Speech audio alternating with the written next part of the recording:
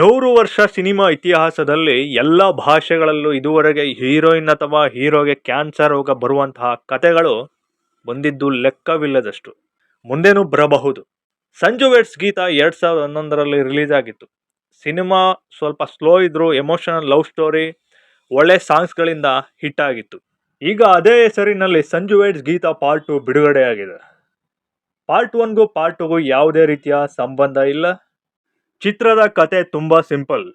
ನಾಯಕ ಸಂಜು ರೇಷ್ಮೆ ಸೀರೆ ನೇಕಾರ ಆಗಿರ್ತಾನೆ. ಗೀತಾ ಶ್ರೀಮಂತನ ಒಬ್ಬಳೇ ಮಗಳು.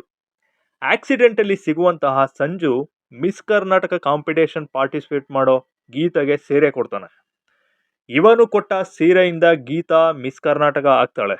ಇದರಿಂದ ಗೀತಾ ಸಂಜು ಮೇಲೆ ಲವ್ ಆಗುತ್ತೆ. ಎಂದಿನಂತೆ ಶ್ರೀಮಂತ ಅಪ್ಪನ ಅಪೋಸಿಷನ್ ಇಂದ ಇಬ್ಬರು ಮನೆ ವಿರೋಧದ ನಡುವೆ ಮದುವೆ ಆಗ್ತಾರೆ. ಮುಂದೆ ಏನಾಗುತ್ತೆ ಅನ್ನೋದು ಕತೆ. ಈ ಸಿನಿಮಾವನ್ನು ನೋಡ್ತಾ ನೋಡ್ತಾ ಕನ್ನಡದ ಹಲವು ಸಿನಿಮಾಗಳು ಕಣ್ಮುಂದೆ ಬಂದು ಹೋಗ್ತವೆ. ಶೃಂಗಾರ ಕಾವ್ಯ, ಅಮೃತಧಾರೆ, ಸೂರ್ಯವಂಶ, ಶಂಕರ್ನಗವರ ಗೀತ. ಆದರೆ ಈ ಯಾವ ಮೂವಿ ಥರನೂ ಸಂಜು ವೆಡ್ಸ್ ಗೀತ ಮನಸ್ಸಿಗೆ ಟಚ್ ಆಗೋದಿಲ್ಲ. ಸಿನಿಮಾದ ಪಾಸಿಟಿವ್ ನೋಡಿದ್ರೆ ಯಾವುದು ಕಾಣಿಸ್ತಿಲ್ಲ. ಮುಖ್ಯವಾಗಿ ಸಿನಿಮಾದ ಕತೆ ಹಳೆಯದು. ಸಿನಿಮಾದ ಓಪನಿಂಗ್ ಒಂದು ಸಾಂಗ್ ಮೂಲಕನೇ ಶುರುವಾಗುತ್ತೆ. ಇಲ್ಲಿ ಹೀರೋಯಿನ್ ಇಂಟ್ರಡಕ್ಷನ್ ಆಗಲಿ, ಹೀರೋಯಿನ್ ಸ್ಲೋ ಮೋಷನಲ್ಲಿ ಬರೋಂಥದ್ದಾಗಲಿ, ಅಥವಾ ಹೀರೋಗೆ ಬಿಲ್ಡಪ್ ಸಾಂಗ್ ಆಗಲಿ, ಫೈಟ್ಸ್ ಆಗಲಿ, ಇದು ಯಾವುದೂ ಇಲ್ಲ. ಟೈಟ್ಲ್ ಕಾರ್ಡ್ ಮುಗ್ದು ಅವಾಗ ತಾನೇ ಬರುವಂಥ ಆಡಿಯನ್ಸ್ಗೆ ಸಿನಿಮಾ ಆಗಲೇ ಸ್ಟಾರ್ಟ್ ಆಗಿ ಒಂದು 10 ನಿಮಿಷ ಆಗ್ಬಿಡ್ತೇನೋ ಅಂತ ಅನಿಸುತ್ತೆ. ಮೇನ್ಲಿ ಇಲ್ಲಿ ಲವ್ ಸೀನ್ಗಳನ್ನು ಸರಿಯಾಗಿ ಬಿಲ್ಡ್ ಮಾಡಿಲ್ಲ. ಏನೋ ಒಂದು ಹೊಸ ಥರ ಏನೋ ಕ್ರಿಯೇಟ್ ಮಾಡೋಕೆ ಹೋಗಿದ್ದಾರೆ, ಬಟ್ ಅಲ್ಲೊಂದು ಡ್ರಾಮಾ ಅನ್ನೋದನ್ನ ಕ್ರಿಯೇಟೇ ಮಾಡಿಲ್ಲ.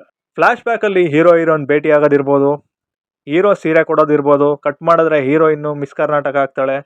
ಆ ಸೀನ್ ಕೂಡ ಒಂದು ಅಲ್ಲಿ ಬಜೆಟಿಂದ ಇದು ಮಾಡ್ಯಾರ, ಇಲ್ಲ ಬೇಗ ಆ ಒಂದು ಸೀನ್ನ ಮುಗಿಸೋಣ ಅಂತ ಮಾಡ್ಯಾರ ಗೊತ್ತಿಲ್ಲ.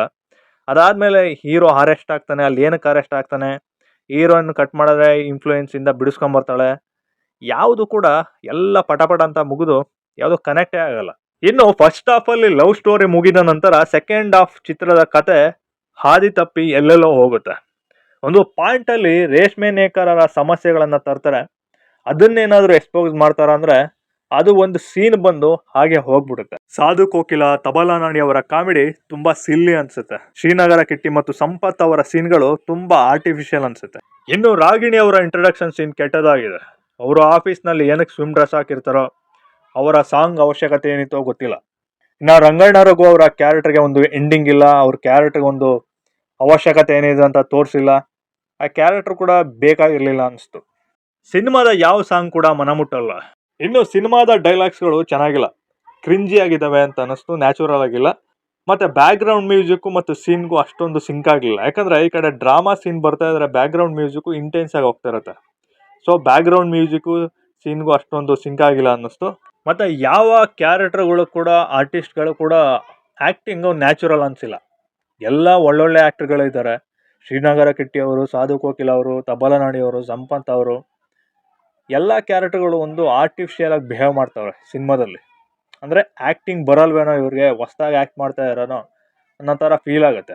ಈ ಸಿನಿಮಾ ನೋಡಿದವರಿಗೆ ಅರಮನೆ, ಸಂಜು ವೆಡ್ಸ್ ಗೀತ, ಮೈನಾ ಸಿನಿಮಾಗಳ ನಿರ್ದೇಶನ ಮಾಡಿದಂಥ ಡೈರೆಕ್ಟ್ರು ಇವರೇನೋ ಅಂತ ಅನಿಸುತ್ತೆ.